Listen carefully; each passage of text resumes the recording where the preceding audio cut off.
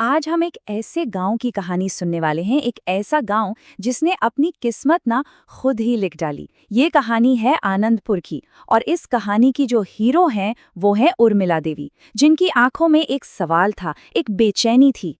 उर्मिला देवी का ये जो सवाल है ना, ये सिर्फ उनका अकेले का नहीं था।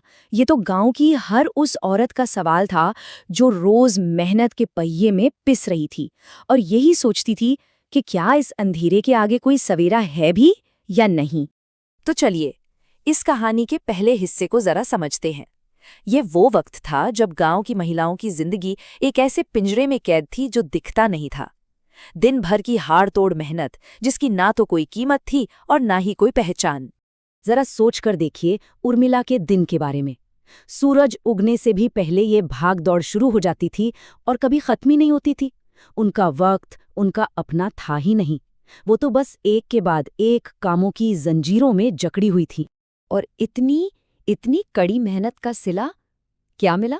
सिर्फ 40 रुपए प्रति लीटर। देखिए, असली मलाई तो कोई और ही खा रहा था, वो बिचौलिया। मतलब मेहनत करें उर्मिला और गांव की बाकी औरतें और उनकी मेहनत पर अपनी तिजोरी भरे कोई और। ये कहाँ का इंसाफ था? लेकिन फिर एक चिंगारी भड़की। एक सफर ने सब कुछ बदल कर रख दिया। उर्मिला देवी को केरला में एक मॉडल गांव देखने का मौका मिला और बस वहीं से उम्मीद की एक नई किरण जग गई। मिशन समृद्धि की मेंटर मंजू जी के इन शब्दों ने समझिए एक क्रांति की नींव रख दी। सबसे बड़ा बदलाव आया सोच में, मजदूर नहीं मालिक बनने की सोच। यहाँ जो सबसे मजेदार बात है ना, वो यह है कि हालात बदलने से पहले सोच बदली। उर्मिला को समझ आया कि वो सिर्फ दूध नहीं बेच रही, बल्कि एक कीमती चीज बना रही हैं। अब वो लाचार नहीं थी, बल्कि अपनी किस्मत की मालिक बन रही थी। उर्मिला देवी के इन शब्दों को सुनिए, इनमें उनका नया आत्मविश्वास साफ झलकता है। उन्होंने दुनिया को दिखा दिया कि भाई, घर चलाने का हुनर किसी भी बड़ी बिजनेस डिग्री से कम नहीं है। तो अब कहानी में एक्शन शुरू होता है।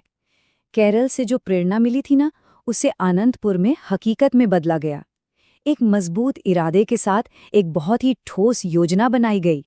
बस इन 4 आसान से कदमों ने एक क्रांति ला दी। महिलाओं ने अपने बनाए सामान और उसकी कीमत पर अपना हक जमा लिया। उन्होंने बिचौलिए को समझिए रास्ते से ही हटा दिया। और इस तरह जन्म हुआ आनंदपुर नेचुरल्स का। ये सिर्फ एक नाम नहीं था, ये उनकी एकता, उनकी चीजों की शुद्धता और उनकी कड़ी मेहनत का एक प्रतीक था। जरा इन आंकड़ों को देखिए, ये पूरी कहानी खुद बयां कर देते हैं। जो घी बिचौलिया 400 रुपए में खरीदता था, उसे अब आनंदपुर नेचुरल्स के नाम से 1200 रुपए में बेचा जा रहा था। अरे भाई, ये है ब्रांड और एकता की ताकत। और कहानी सिर्फ दूध और घी पर ही नहीं रुकी। ये सफलता तो एक ऐसी लहर बन गई जिसने पूरे गांव को अपनी चपेट में ले लिया और देखते ही देखते छोटे छोटे व्यवसायों का एक पूरा साम्राज्य खड़ा हो गया। उन्होंने जिस मॉडल को अपनाया उसे ग्लाइड कहते हैं। इसका सीधा सा मतलब है कि पैसा तो कई छोटे छोटे बिजनेस में बटा था, लेकिन ताकत एक ही ब्रांड और एक ही मकसद के नीचे एक साथ थी। और यही उनकी सबसे बड़ी ताकत बनी। दूध से शुरू हुआ सफर और देखिए कहाँ तक पहुंच गया। साबुन, कपड़े, खाद और न जाने कितने ही दूसरे काम शुरू हो गए। एक कामयाबी ने दूसरी कामयाबियों के दरवाजे खोल दिए। ये जो नंबर है ना, यही इस बदलाव का सबसे बड़ा सबूत है।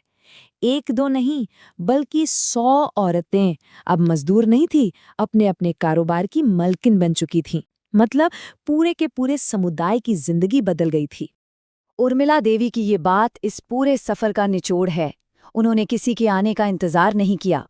अपनी मेहनत और हिम्मत से अपनी तकदीर खुद लिखी और खुद ही एक मिसाल बन गईं। आनंदपुर की एक कहानी हमें एक सवाल के साथ छोड़ जाती है कि अगर आनंदपुर की औरतें ये कर सकती हैं, तो ये सोचने वाली बात है कि कोई भी समुदाय अगर मिल जाए तो अपने समाज में कौन कौन से चमत्कार कर सकता है।